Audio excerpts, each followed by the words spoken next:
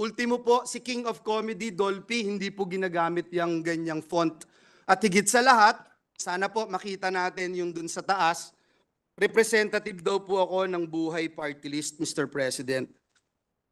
Mr. President, ito po ay katibayan na nung mga panahon na yon, 2016 pa po ito, Mr. President, bago ho ako maluklok bilang senador ng Republika ng Pilipinas.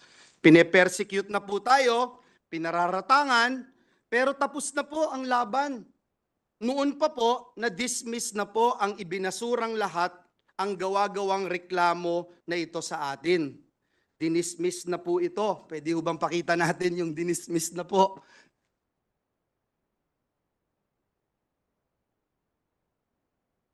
Mr. President, 2019 pa po, dinismiss na po ang kasong ito na ipinaparatang sa atin.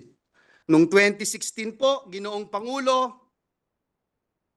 ayan po yung pag-dismiss, Mr. President, ng reklamo. Hindi nga po nakarating sa korte, Ginoong Pangulo, na-dismiss na po sa probable cause pa lamang. Mr. President, noong 2016, ginamit po ito, ngunit hindi nagtagumpay. Nakakuha po tayo ng 18,459,222 votes. Noong pong 2022 elections, 18 million na naman ang nakuha po natin at talagang hindi rin po pinaniwalaan ng taong bayan.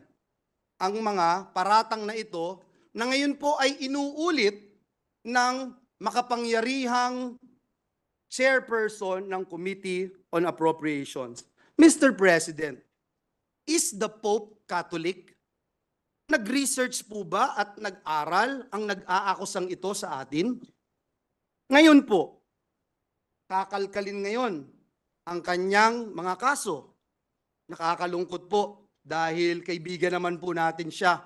Pero dahil po pumasok siya sa away na hindi niya away, kailangan niyang magbabanggit ng mga personal attacks, kakalkalin po itong mga atraso niya sa bayan. Ito pong kumpanya niyang SunWest Corporation. True or false? Ito po ba ang isa sa pinakamalaking government contractor sa bansa? Sagot, true. True or false?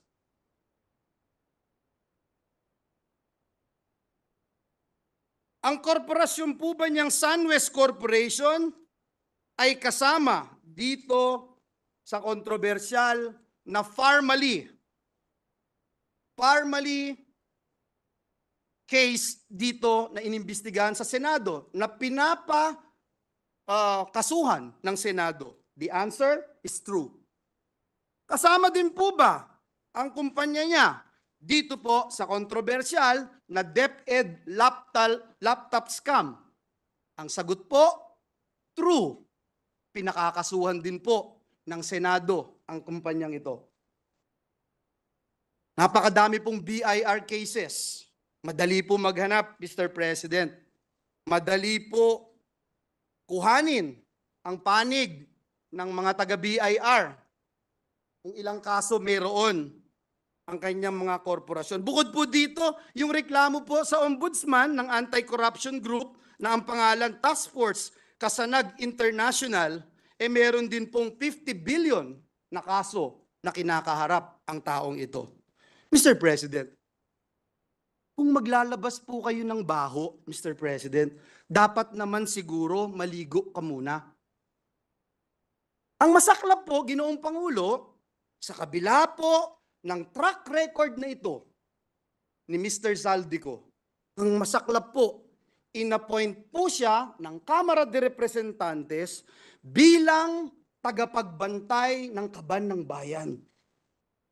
Si Dracula, inappoint mo bilang tagapagbantay ng blood bank ng bayan.